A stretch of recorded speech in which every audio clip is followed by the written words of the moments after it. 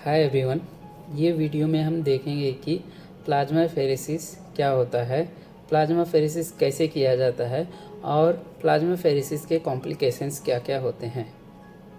Plasma pheresis को और नामों से भी जाना जाता है, जैसे कि प्लाज्मा एक्सचेंज और प्लैक्स। प्लाज्मा फेरेसिस एक ऐसा प्रोसेस है जिसमें हम फ़िल्टर की सहायता से पेशेंट के ब्लड में से हानिकारक एंटीबॉडीज़ निकालते हैं।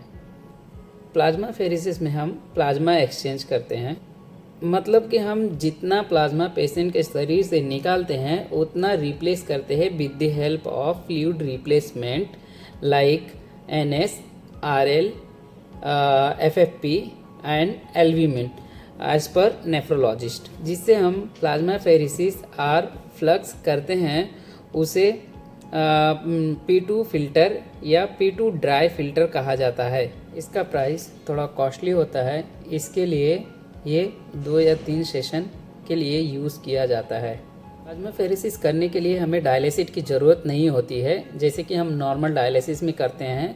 हमें ओनली डायलिसिस मशीन के ब्लड पंप की ज़रूरत होती है प्लाज्मा फेरेसिस करने के लिए। प्लाज्मा फेरेसिस का प्राइमिंग करने के टाइम हमें ब्लड फ्लो का स्पीड 120 से 130 के बीच में ही रखना चाहिए, क्योंकि अगर जो 120 या 130 के ऊपर जाते हैं तो P2 डायलेजर या P2 फ़िल्टर का मेम्ब्रेन रप्चर होने का चांसेस रहता है, जिससे during plasma pheresis blood leak होने का चांसेस होता है।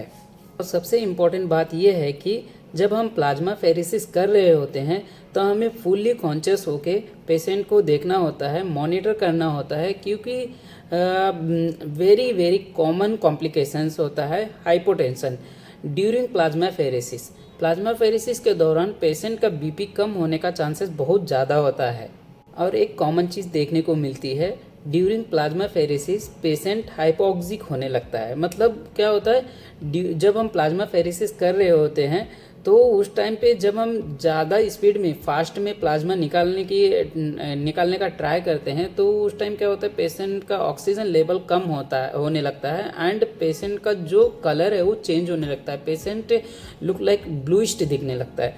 सो हमको फुल्ली कॉन्सेंट्रेट करके मॉनिटर करते रहना है कि पेशेंट का कंडीशन क्या है when we are doing plasmapheresis. Plasmapheresis का प्रोसेस लगभग 1 से 1.5 घंटा होता है, अपना नॉर्मल डायलिसिस के जैसा 4 आवर्स का नहीं होता है। इसमें प्लाज्मा रिमूवल पर डिपेंड करता है कि हम कितने स्पीड से प्लाज्मा निकाल रहे हैं as per nephrologist. Plasmapheresis या प्लाज्मा एक्सचेंज के 3 से 5 सेशंस होते हैं। यह पेशेंट के कंडीशन एंड सिचुएशन पे डिपेंड करता है। मैंने प्लाज्मा फेरेसिस किया है बिफोर 1 और 2 मंथ्स, सो वो वीडियो मैं आपको शेयर कर रहा हूँ, देखिए। अगर जो कुछ नहीं समझ में आता है तो मुझे डायरेक्टली कमेंट करिए, आई विल आंसर इट।